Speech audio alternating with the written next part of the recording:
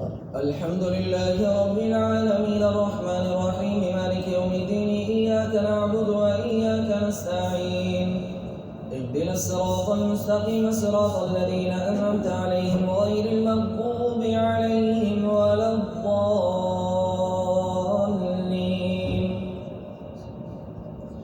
عبس وتولى أن جاءه الأعمى وما يدريك لعله يزكى أو يذكر فتنفعه الذكرى أما من استغنى فأنت له تصدى وما عليك ألا يزكى وأما من جاءك يسعى وهو يخشى فأنت عنه تلهى كلا إنها تذكرة فمن شاء ذكره في صحف مكرمة مرفوعة مطهرة بأيدي سفرة كرام بررة قتل الإنسان ما أكفره من أي شيء خلقه من نطفة خلقه فقدره ثم السبيل يسره ثم أماته فأقبره ثم إذا شاء أنشره كلا لما يقض ما أمره فلينظر الإنسان إلى طعامه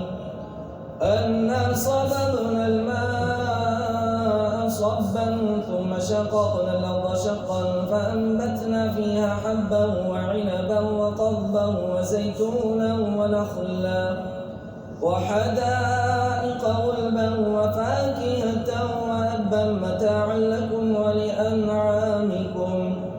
فإذا جاءت الصاخة يوم يفر المرء من أخيه وأمه وأبيه وصاحبته وبنيه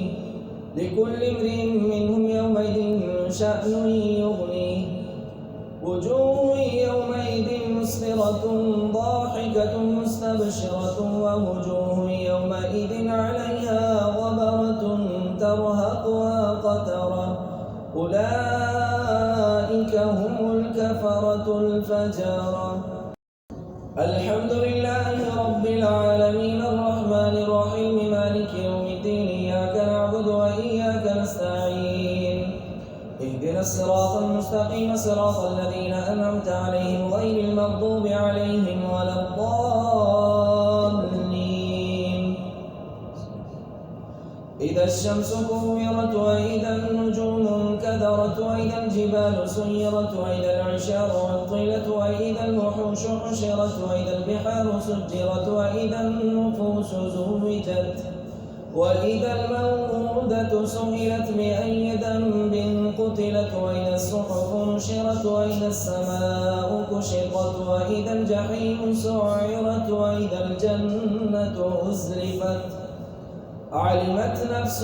ما أحضرت فلا أقسم بالخنس الجمال الكنس والليل إذا عسعس والصبح إذا تنفس إنه لقول رسول كريم ذي قوة عند ذي العرش مكين مطاع ثم أمين وما صاحبكم بمجنون ولقد رآه بالأفق المبين وما هو على الغيب بضنين وما هو بقول شيطان رجيم فأين تذهبون إن هو إلا ذكر للعالمين لمن شاء منكم أن يستقيم وما تشاءون إلا أن يشاء الله رب العالمين الحمد لله رب العالمين الرحمن الرحيم مالك يوم الدين إياك نعبد وإياك نستعين اهدنا الصراط المستقيم صراط الذين أنعمت عليهم غير المغضوب عليهم ولا الضالين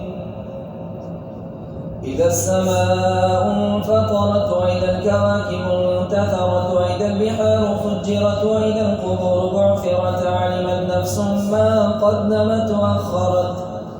يا أيها الإنسان ما غرك بربك الكريم الذي خلقك فسواك فعدلك في أي صورة ما شاء ركبك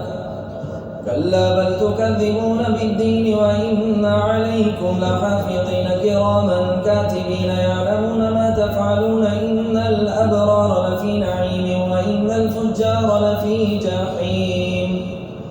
يصلونها يوم الدين وما هم عنها بغائبين